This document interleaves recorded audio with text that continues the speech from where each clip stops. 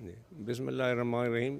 یہ کانفرنس اور یہ ساری ایفرٹ بیسیکلی یہ ہے کہ یہ شپ بریکنگ یا شپ ری سائیکلنگ جس کو آپ کہتے ہیں، شپ ری سائیکلنگ، کیونکہ جہاز کے مختلف حصے جو ہیں ان کو ری سائیکل کرنے سے انجنز، موٹرز اور ساری چیزیں دوسرے استعمال میں آ جاتے ہیں، ری سائیکل ہو جاتے ہیں. اسی طرح سے اسٹیل ری سائیکل ہو جاتی ہے ری رولنگ میلز میں یا دوسرے بہت سارے ان کے بعد. تو اس کا بریکنگ کے بجائے اس کو ری سائیکلنگ فیسلٹی کہتے ہیں دنیا میں. کسی زمانے میں گڈانی ہماری دنیا میں نمبر 1 شپ بریکنگ انڈسٹری تھی، اور بہت اس میں ٹیکس ریونیو بھی ہوتا تھا، لوگوں کے روزگار بھی لگے ہوئے تھے اور بہت اس میں فوائد تھے. پھر آہستہ آہستہ اس کی کوئی اہمیت یہاں پر ذرا زیادہ فوکس نہیں رہا، تو بنگلہ دیش بہت آگے نکل گیا اور انڈیا بھی اس طرح سے بہت آگے نکل گیا. ابھی دنیا میں بنگلہ دیش نمبر 1 ہے شپ بریکنگ میں، جتنے نمبر آف وہ کرتے ہیں، اور کافی مارجن سے نمبر 1 ہے. اور انڈیا نمبر 2 ہے، وہ بھی کافی مارجن. ہم کافی مارجن سے اب تھرڈ ہیں، لیکن کافی لو والی سائڈ پہ تھرڈ ہیں. تو ہم واپس اپنے وہی گلوری جو پہلے تھا نمبر 1 پہ انشاءاللہ تعالیٰ آنا چاہتے ہیں. اس کے لیے بہت سارے اب دنیا میں نئے نئے ریگولیشنز آ گئے ہیں کہ جی وہ ریگولیشنز زیادہ تر کیا ہوتے ہیں کہ یہ اپنا ہیزرڈس مٹیریل جو ہے اس کے بارے میں کہ اس کی صحیح طرح سے ڈسپوزل ہو سکے، لیبرز کے بارے میں تاکہ ان کی ہیومن سیفٹی اور ایکوپمنٹ وغیرہ ان کا ٹھیک ہو، تاکہ ہیلتھ سیفٹی اور انوائرمنٹ فرینڈلی ہونا چاہیے وہ فیسلٹی جو ہے.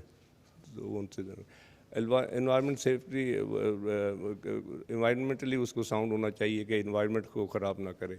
اور اسی طرح سے وہ یہ تمام آسپیکٹس کو دیکھتے ہوئے اس فیسلٹی کو وہ کرنے کی ضرورت ہے. تو انٹرنیشنل ریگولیشنز میں کچھ یورپین یونین کی کنڈیشنز ہیں وہ جو کہ ذرا اور زیادہ سخت ہیں، لیکن ہانگ کانگ کنونشن یہ 2009 سے اپلیکیبل ہے، جس کی ریٹیفیکیشن کے لیے ضرورت تھی. ہم اس ریٹیفیکیشن کے وقت اس میں کم سے کم کچھ ممالک چاہیے ہوتے تھے کہ جی اتنے ممالک جب کریں گے ان کو جوائن کر لیں گے تو پھر وہ ریٹیفائی ہوگا. وہ ہم انفارچونیٹلی ٹائم پہ نہیں کر سکے. بنگلہ دیش اور لائبیریا نے جب جوائن کیا تو وہ ہانگ کانگ کنونشن اب انفورس ہو گیا ہے، اور وہ 2 سال کے اندر تمام کنٹریز کو جو کہ شپ بریکنگ کرنا چاہتی ہیں ان کو اس سے کمپلائنٹ ہونا ضروری ہے، اس کو فالو کرنا ضروری ہے. تو اب ہمارے پاس 1 سال 10 مہینے کا قریب باقی ہے. ہم پہلی چیز تو یہ اس ہانگ کانگ کنونشن کو جوائن کرنا. تو ہانگ کانگ کنونشن کو جوائن کرنے کے لیے گورنمنٹ کی سطح پر بہت تیزی سے کوششیں ہو رہی ہیں، اور انشاءاللہ تعالیٰ بہت جلد چند دنوں میں ہی انشاءاللہ تعالیٰ ہمیں امید ہے کہ اگلی کیبنٹ میٹنگ میں یا اس سے اگلی کیبنٹ میٹنگ میں انشاءاللہ اس کو اپروول ہو جائے گا اور ہم ہانگ کانگ کنونشن جوائن کر لیں گے فارملی. جو ہانگ کانگ کنونشن میں جتنی وہ احتیاط بتائی گئی ہیں کہ ان کو کیا کیا چیزیں کرنی چاہیے، ان میں سے بہت ساری ہمارے بعض شپ بریکنگ یارڈس ہیں. کل ہم گڈانی گئے تھے سارے کے سارے، ان پوری ٹیم کو بھی لے کے گئے تھے. تو کچھ لوگوں نے وہ کام پہلے سے ہی کرنے شروع بھی کر دیے ہیں.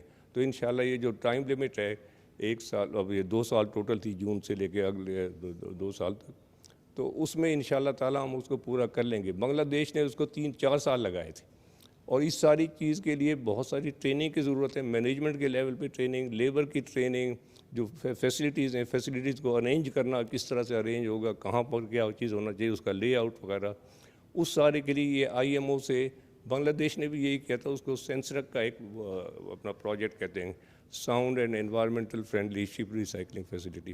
وہ انہوں نے 3 اسٹیجز میں کرائی تھی اور 4-5 سال لگے تھے ان کو.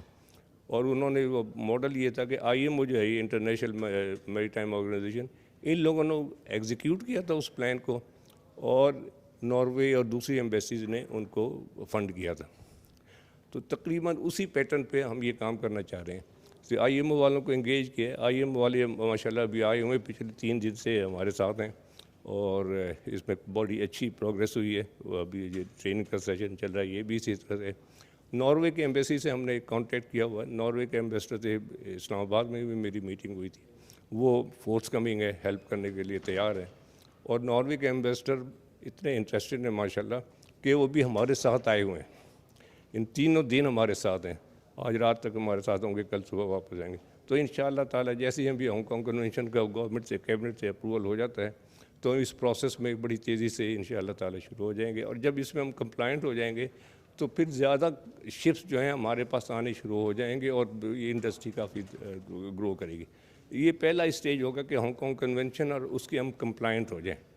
اس کے بعد اگلی اسٹیج ہے یورپین یونین کی ایک لسٹ ہے جو کہ کنڈیشن تھوڑی سی اور سخت ہیں, جیسے کہ ابھی وہ خاتون بتلا رہی تھی کہ ان کی کیا کیا کنڈیشن تھوڑی سی اور سخت ہیں. تو وہ کنڈیشن پھر ہم انشاءاللہ تعالی میٹ کر لیں گے تاکہ پھر پوری دنیا کے جہاز چاہے یورپین یونین کے ہیں یا دوسرے ہیں وہ سارے یہاں پر آ سکے. ہماری بیچ جو ہے بہت آئیڈیل ہے, کل انہوں نے دیکھی بھی ہے, یہ خود بھی بڑے خوش ہوئے تھے. تو انشاءاللہ تعالی اس کو کافی جلدی یہ انڈسٹری بہت گرو کرے گی.